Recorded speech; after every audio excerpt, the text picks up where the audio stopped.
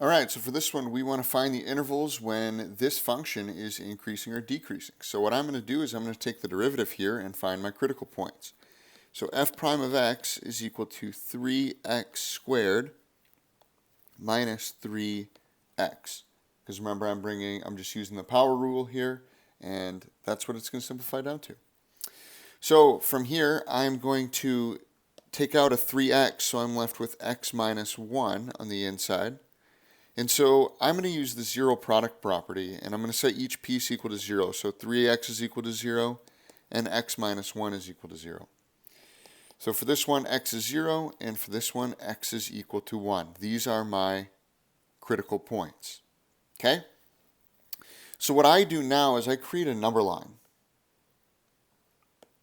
And on that number line, I list my critical points, 0 and 1, and I know that it'll go off to infinity on the right side and off to negative infinity on the left side.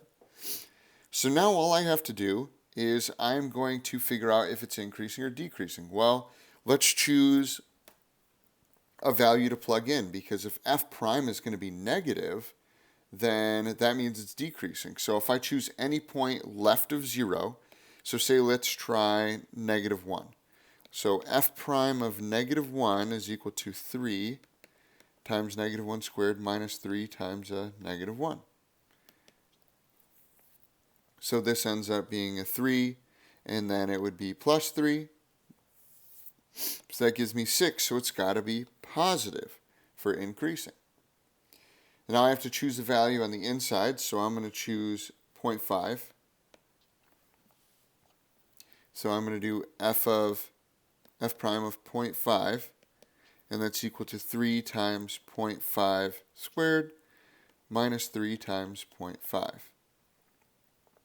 So 0.5 squared is 0.25, which gives me 3 over 4. And 0.5 is the same as 1/2, which is 3 over 2. Well, 3 over 2 is bigger, so this is negative. So I'm just going to throw a negative in there.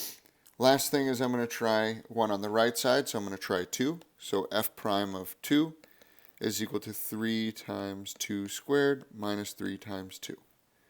Well, 2 squared is 4, it's give me 12, and 3 times 2 is 6. Well, that's a positive, so I know it's going to be positive over here. So if I were to do a quick sketch of the function, what it would look like is it would, coming from negative infinity, it'd be going towards the positive realm. It would then be going down and decreasing from 0 to 1, and then it would be going back up all the way to infinity. So a graph will look something like that. It's not going to have those jagged edges, but it's going to take a similar shape. So really the piece that we want to write here is that negative infinity to 0 should be like this. We've got it increasing from 0 to 1. It is decreasing, and from 1 to infinity, we've got increasing.